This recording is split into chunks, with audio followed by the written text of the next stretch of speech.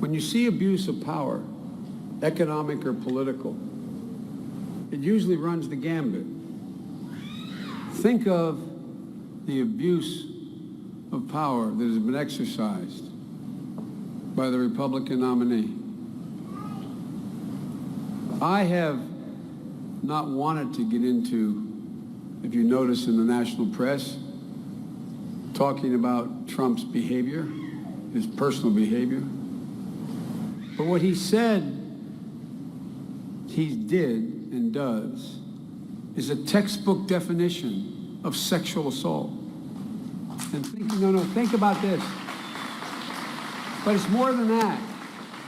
He said, because I'm famous, because I'm a star, because I'm a billionaire, I can do things other people can't. What a disgusting assertion for anyone to make.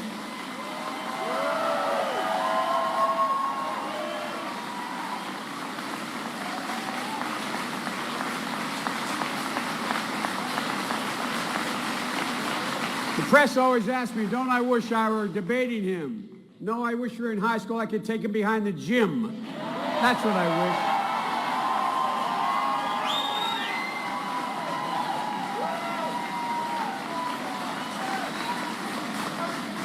Look, guys, I want you to take a look out there. I want the people listening in Luzerne County. Think about the things that matter to you. A job, being treated with dignity. Think about whether or not you're able to live a middle-class life. My definition of middle class is not a number. I have a lot of brilliant economists work for me. They'll say it's $51,200 or $53,400. It's not. It's an ideal. To be middle class means you can send your kid to a local park and know they'll come home safely. It means being able to send them to a high school that if they do well, you can get them to college. It's being able to own your own home and not have to rent it. It's about being able to take care of your geriatric mom or dad when the other one passes and hope your children never have to take care of you. That's what middle class means. That's how we were raised in Luzerne County. That's how we were raised in Lackawanna County. That's who we are. I know I'm referred to as middle-class Joe, and in Washington, that's not meant as a compliment. It means you're not sophisticated, but I'm pretty damn sophisticated about the middle class. And I know when the middle class does well, the wealthy do very well, and the poor have a way up. Think about this. For every crisis in the last century, including from happening in other democratic countries, there's more stability here than anywhere else. Why? Because we have a growing middle class, because there was this bargain that people believed in, like my father. It'll be okay. When Barack and I took office, we had one objective, and I literally mean this. And it was a phrase I used him when I asked him whether he really meant what he said when he asked me to join him. The objective is to have every single father and mother be able to look in their eye of their child and say, honey, it's going to be okay, and mean it. Mean they can do that. And folks,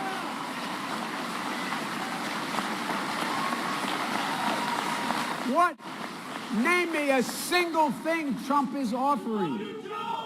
Well, thank you, but think about this. And look, I couldn't understand. I was going up to the Kennedy School to meet with a group of 6 or 7 of the leading cancer hospitals in the world and to talk to them. And then I went off to New Hampshire to campaign for a really good friend of mine.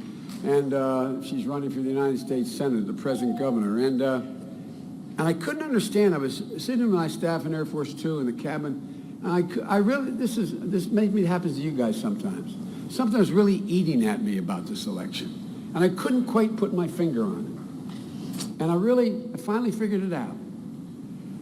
Elections are supposed to be about a competition of ideas. So that and they're all tough, they can be tough and mean. I'm not suggesting they're all sweet and lullabies. But they're usually about some ideas so that the purpose in a democracy of an election is to litigate what you say you want to do, so that if you're elected, you start off with a consensus among the public as to being able to do what you said you wanted to do. And what's really angered me is Trump's behavior. Trump's actions have been so outrageous, there has been no time for the press to be able to cover the stuff that really matters. The press is good. It's not the press's fault.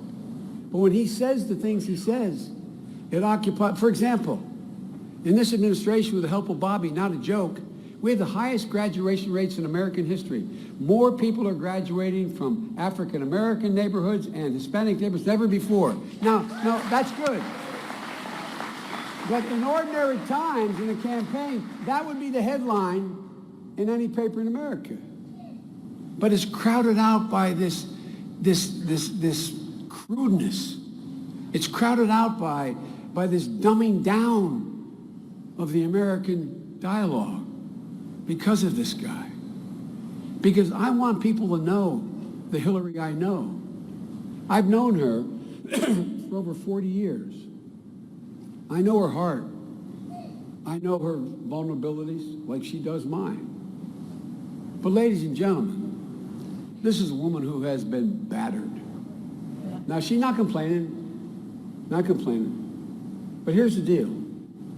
There's also a double standard out there for men and women. I was recently in New Hampshire, and I was campaigning in a large crowd of people, and a fellow who was pushing me earlier to run for president had two beautiful little boys with him, one about 15 months old, and he had him in a pouch carrying him, and he yelled, "Joe, Joe." And he took the little baby, and he handed it to me. This little blonde-haired, blue-eyed baby, and he said, "Joe, his name is Bo." Named after your son. Now, here's the point.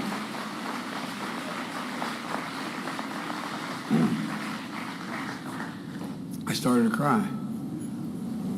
The press said, well, that's because Joe Biden is just a decent, honorable father. But if Hillary did that, she'd be accused of playing the woman's card.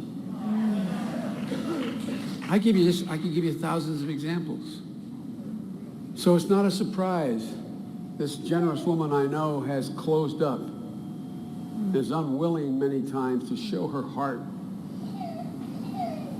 But she gets it, guys.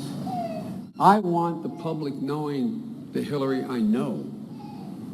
For example, you know, I like you, when I moved from Scranton, I moved to a little town called Claymont, Delaware, a little steel town. Then I lived not far from there in a lovely home, a middle-class neighborhood, a 2,500 square foot, 3-bedroom, split-level house. Was wonderful. We thought we were doing just fine. 4 kids and my grandpa after my grandmom died. We didn't think there was any problem.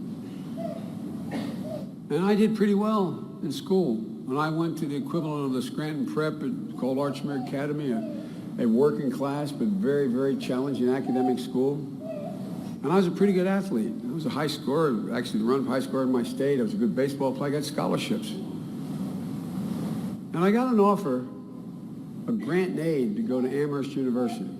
I went to Delaware, which I'm very proud of, but I wanted to go to Amherst, a small school. And they don't give athletic scholarships, they give grants and aids.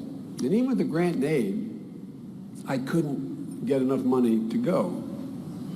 And then they said, well, maybe I could work in the dining hall. And my father, who was a dignified man, said, my son's not going to be waiting on any rich kids to go to college. I won't let you. I said, Dad, it's not like that. He said, no, we'll get the money. And he ran an automobile agency. And this is about Hillary, and I'll stop. He ran an automobile agency. Didn't own it, ran it. And the great thing about having a dad who runs an automobile agency, you always get a new car for the prom.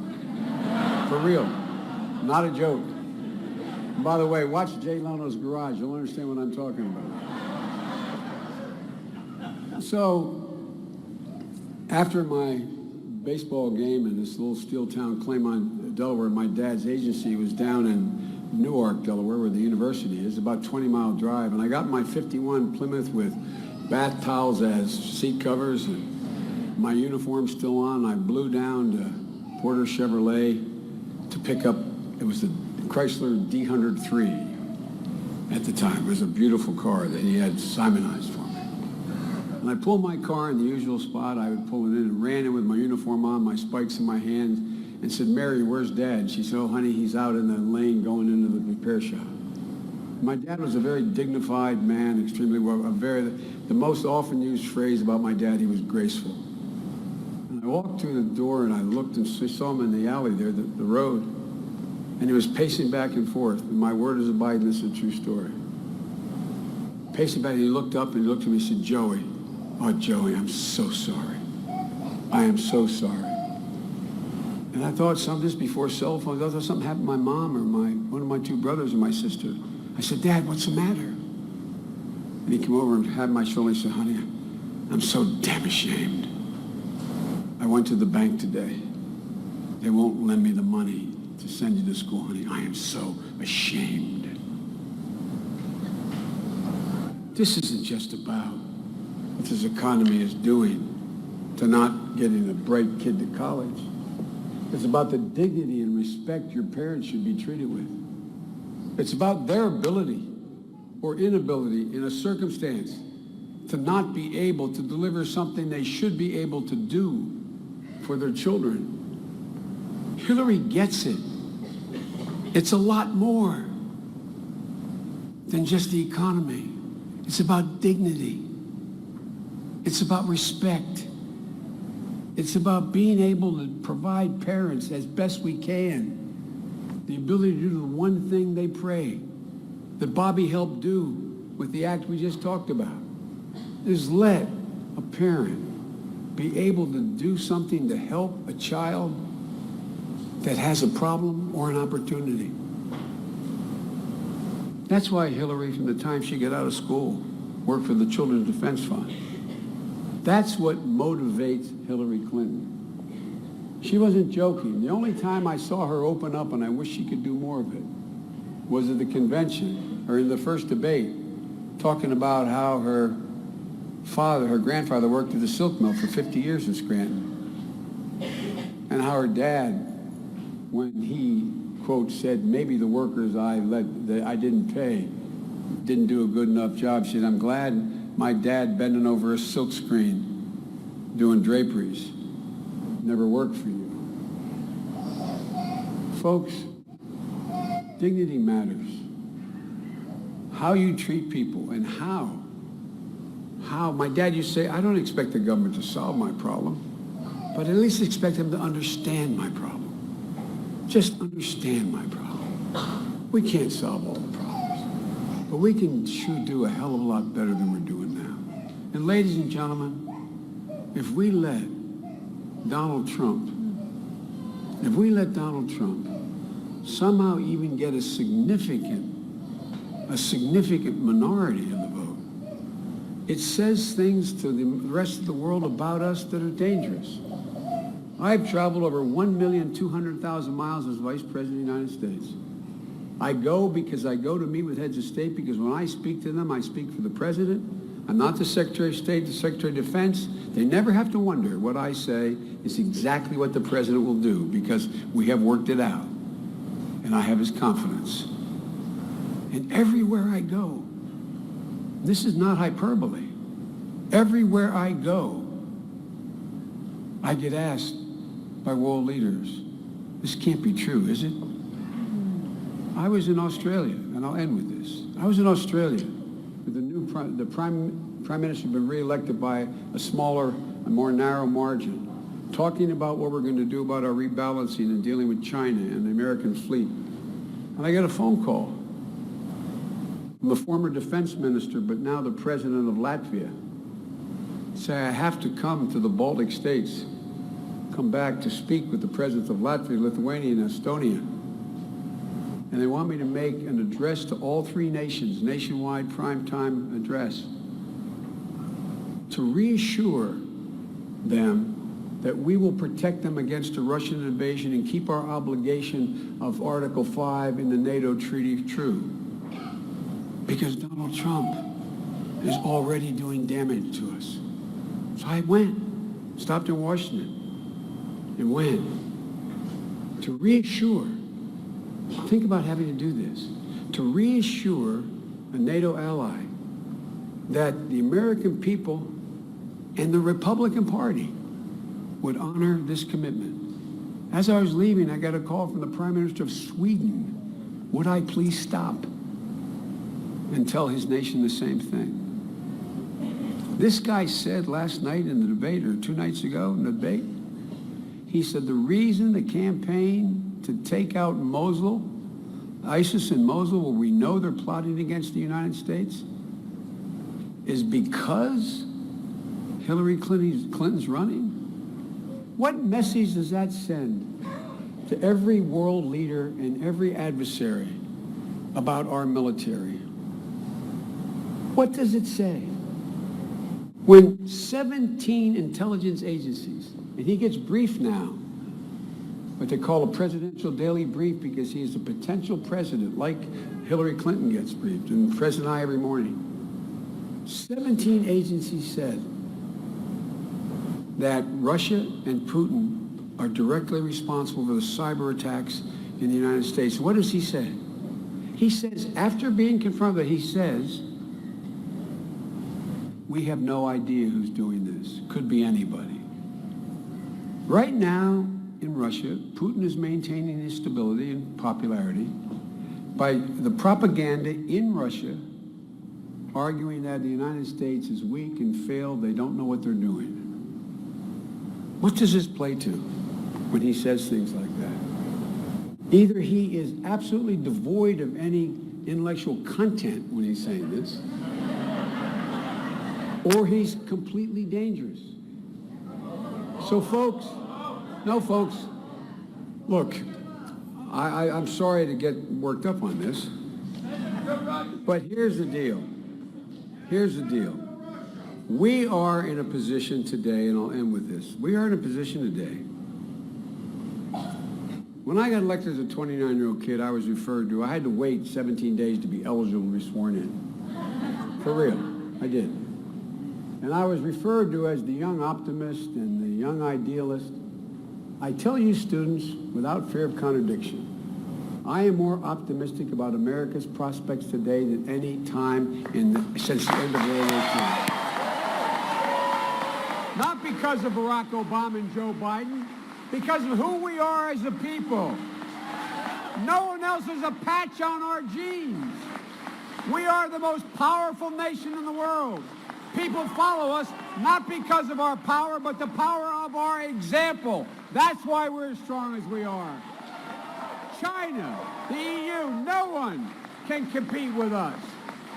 We are the epicenter of energy for the remainder of this century, not Saudi Arabia or Nigeria, North America. Ladies and gentlemen, America never bows. We never bend. We never yield. We always rebound. We will own the finish line this year and in this century. Have confidence.